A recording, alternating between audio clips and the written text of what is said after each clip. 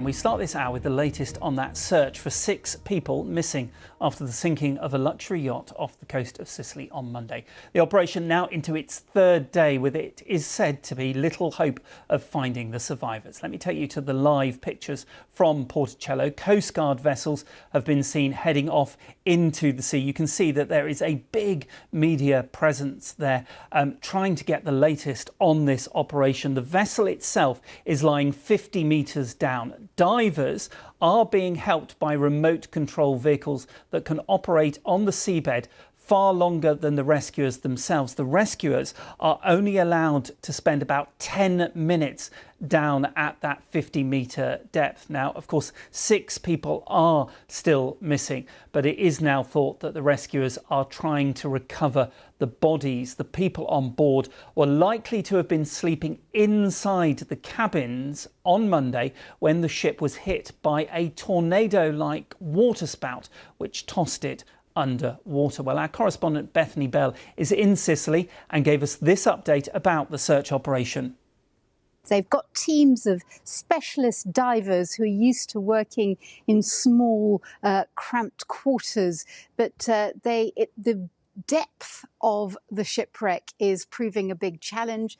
We understand, we've been told that divers have a minute to get down to the wreck, and then they can spend between 8 to 10 minutes underwater before they need to spend the last minute coming up to surface again. But they are using these remote control vehicles. They've also been hampered, we've been told, by the fact that the boat is lying on its side and the access points are choked with debris, so it's very difficult to gain access to the yacht itself. What we understand is that they want today to try to get into the cabins where some of the missing may have been sleeping. And I suppose, as we heard in Graham Satchell's report, realistically now it is a search for bodies rather than survivors. The rescue services know that with every passing hour, the chances of finding people still alive is diminishing. However, in the words of one rescue worker, never say never. So people are working as hard as they possibly can to locate these 6 missing people. In the meantime, though, there are questions being asked as to how this happened, how it was that this particular yacht was hit and sunk this way when other boats roundabout were not hit. And a team of British investigators is here in Sicily working closely with the Italians to try and assess what happened. There have been questions about whether it was the mast, whether the hatches were closed.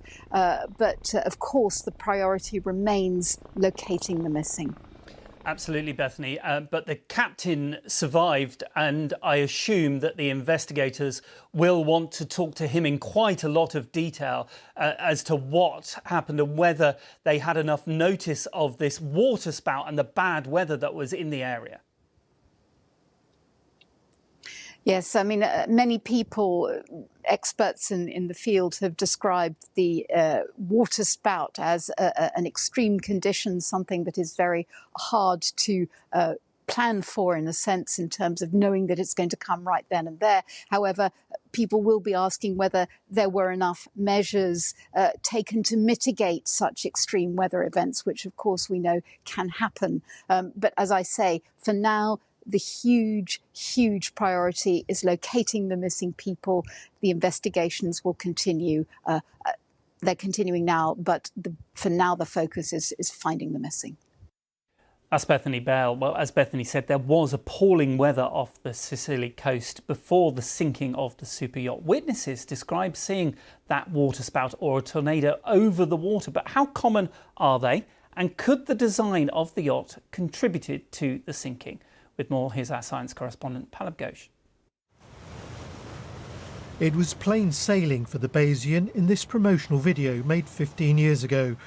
It's Italian makers showing off its sleek design and luxurious interiors, all of which are now under the sea.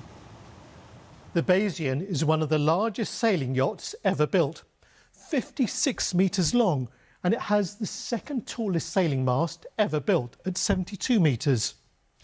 Its sails would have been down overnight, But some experts have said that because the mast was so tall, it might have caught the high winds just like a sail, and they speculate that this might have helped tip the vessel over. They also wonder whether the yacht's keel, which is a flat blade sticking into the water for balance, was retracted and so affected its stability. Reports from the survivor was that the sinking happened in a matter of minutes.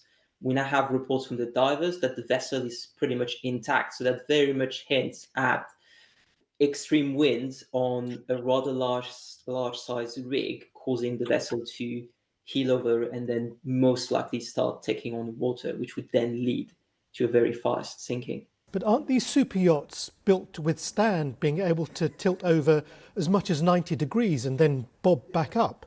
With very strong winds, the vessel can go further than 90 degrees, at which point you would obviously be taking on very large amounts of water through a number of the openings that you have on the vessels.